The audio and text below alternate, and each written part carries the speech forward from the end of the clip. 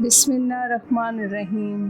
حضرت ابو ہریرہ رضی اللہ تعالیٰ عنہ سے روایت ہے، بیان کرتے ہیں کہ رسول اللہ صلی اللہ علیہ وآلہ وسلم کے زمانے میں اللہ کا ایک بندہ اپنے اہل و عیال کے پاس پہنچا۔ جب اس نے ان کو فکر و فاقے کی حالت میں دیکھا تو الحاظ کے ساتھ اللہ سے دعا کرنے کے لیے جنگل کی طرف چل دیا۔ جب اس کی نیک بیوی نے دیکھا کہ شوہر اللہ تعالیٰ سے مانگنے کے لیے گئے ہیں تو اللہ تعالیٰ کے فضل و کرم پر بھروسہ کر کے اس نے تیاری شروع کر دی۔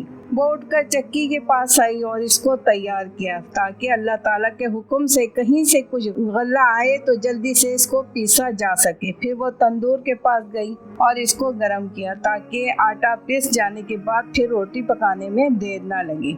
پھر اس نے خود بھی دعا کی اور اللہ تعالیٰ سے عرض کی کہ اے مالک ہمیں رزق دے۔ اب اس کے بعد اس نے دیکھا کہ چکی کے گردا گرد آٹے کے لیے جو جگہ بنی ہوتی ہے، جس کو چکی کا گرانڈ اور کہیں چکی کی بھر بھی کہتے ہیں، وہ آٹے سے بھری ہوئی ہے۔ پھر تندور کے پاس گئی تو دیکھا کہ تندور بھی روٹیوں سے بھرا ہوا ہے اور جتنی روٹیاں اس میں لگ سکتی ہیں لگی ہوئی ہیں۔ اس کے بعد اس بیوی کا شوہر واپس آیا اور بیوی سے پوچھا کہ میرے جانے کے بعد تم نے کچھ پایا؟ بیوی نے بتایا کہ ہاں، ہمیں اپنے پروردگار کی طرف سے کچھ ملا ہے، یعنی براہ راست خزانہ غیب سے اس طرح ملا ہے۔ یہ سن کر یہ بھی چکی کے پاس گئے اور اس کو اٹھا کر دیکھا، یعنی تعجب اور شوق میں غالباً اس کا پارٹ اٹھا کر دیکھا۔